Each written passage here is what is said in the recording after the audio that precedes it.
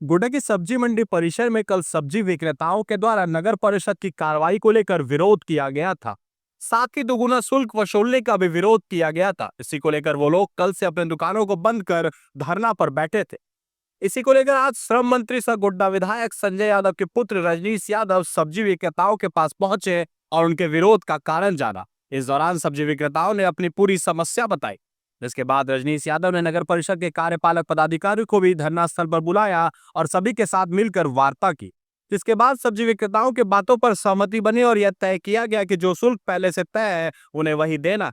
रजनीश यादव ने कहा कि अगर डाक 7 लाख से बढ़कर 38 लाख हुआ है तो इसका बोझ सब्जी विक्रेताओं पर नहीं पड़ना चाहिए।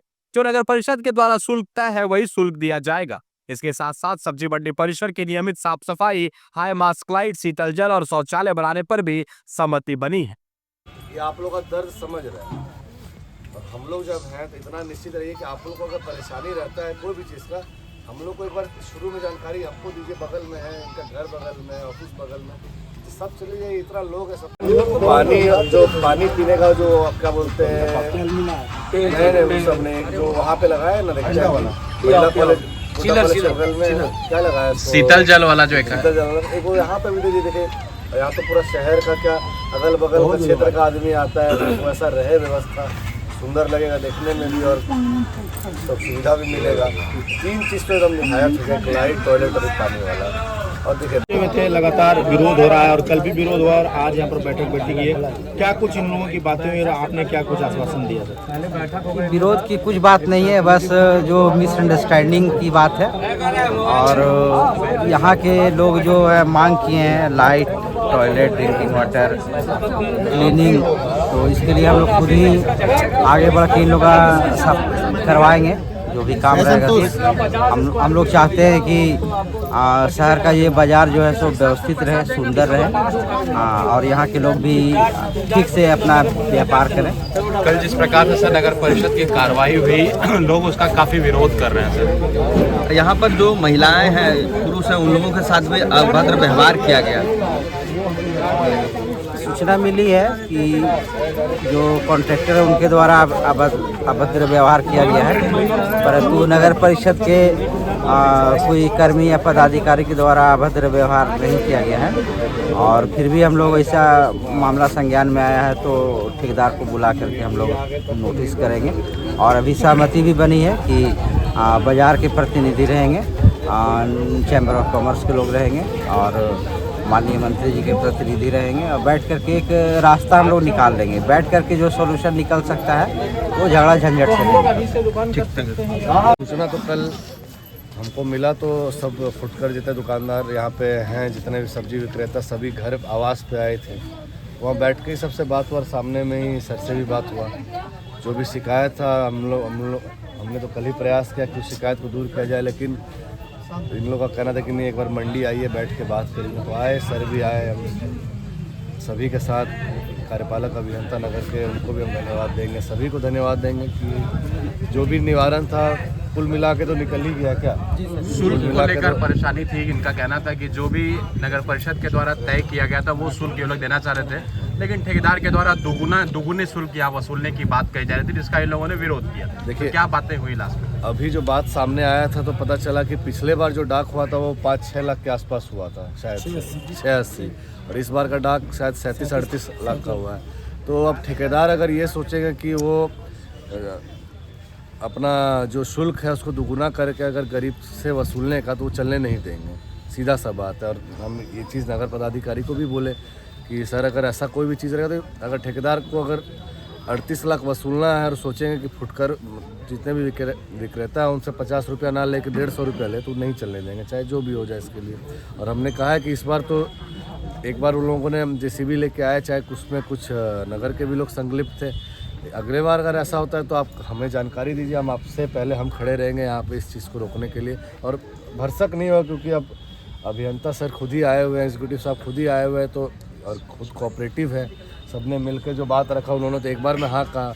और उन्होंने तो ये भी कहा कि अभी ठेकेदार को बुला के हम लोग एक पैनल बना के, हम एक टीम बना के बात करते हैं। एक मांगे ये लोग की है कि पर डे पैसा देने में परेशानी हो रही है, मंथली पैसा देने का बात कर। हाँ, इस चीज़ पे तो हम लोगों ने मतलब ये चीज़ मांग नहीं, ये चीज़ हम लोगों ने ठेकेदार को हिदायत दिया है, देंगे जो भी पैनल बना के जो मीटिंग होगा सर के भी माध्यम से कि भाई अब डेली पैसा लेने पे ही डेली विवाद होगा ही, उत्पन्न होगा ही, तो उत्पन्न ना हो इसके लिए मंथली एक किन्हीं को यहाँ पे एक टीम किन्हीं को एक प्रतिनिधि बना के उन्हीं से पैसा वसूला जाएगा जो नगर का टैक्सेज है। कुछ प्रस्ताव भी आप लोगों ने मांगा कि कुछ लाइट और हाँ, यहाँ पे आए थे तो लोगों का शिकायत है कि लाइट नहीं है, पानी का सुविधा नहीं है, शौचालय नहीं है, तो हमने यहाँ पे लिखित रूप से तो नहीं लेकिन नगर पदाधिकारी को सामने में ही दिया, तो सर ने तो कह दिया कि जो पानी का समस्या है वो मंडे तक वो पूरा कर देंगे, बाकी लाइट और शौचालय का चीज़ वो 15 से 20 दिन के अंदर वो यहाँ पे चालू हो जाए। महिलाओं के साथ अभद्र व्यवहार किया गया, इसको लेकर के खासा देखिए नाराज हैं लोग। बस इसी चीज़ को लेकर देखिए महिलाओं का ही बात था, इसलिए सभी ने शायद कल माननीय मंत्री जी से भी बात किया था इस चीज़ पर, और मंत्री जी भी काफ़ी नाराज़ थे नहीं तो वो खुद भी आते हैं, उन्होंने ही कहा था कि अगर ऐसा कोई बात है तो खुद से जाओ, मुझे कहा, लोगों को कहा कि खुद से जाओ और देखो।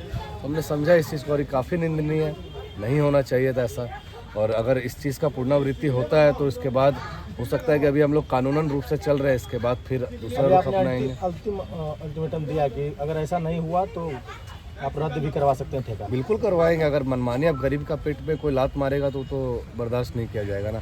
अब 200-300 डेली जो कमाएंगे, अब 150 रुपये डेली टैक्स ही दे देंगे, आखिर बचेगा क्या, घर कैसे चलाएंगे, आना जाना। लड़ाई में दुकानदार फंस रहे हैं। मूछ का लड़ाई अब जिनका रहेगा वो लोग लड़े आपस में, मेरा यही कहने का मतलब, जिनका मूछ का लड़ाई वो लड़े।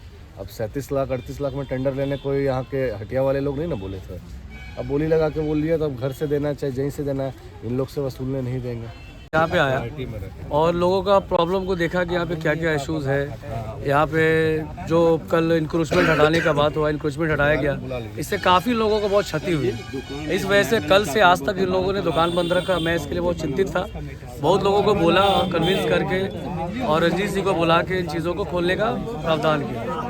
तो इस बीच में आशीष जी से बुला के सारी बात हुई और सारा चीज़ों का निराकरण हो गया। आशीष जी ने बहुत सपोर्ट किया इन चीज़ों पे।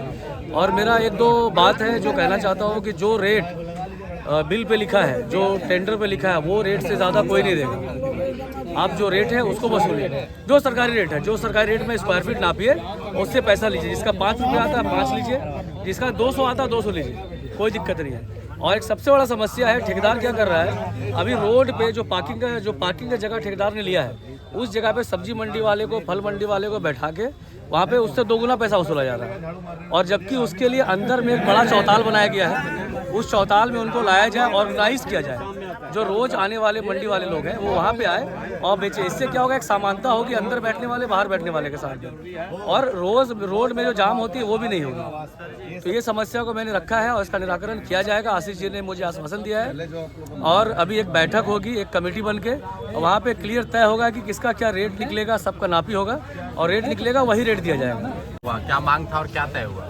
जो मांग था वो तो तय किया है। अच्छा, तो वही हम लोग शुल्क का बात था कि दुगुना मांग रहा था। हाँ, नहीं, दुगुना जो मांग रहा है उसमें तय हम लोग खुश नहीं हैं। अच्छा, अब क्या है? हाँ, जो रेट तय किया है उसमें हम लोग खुश हैं।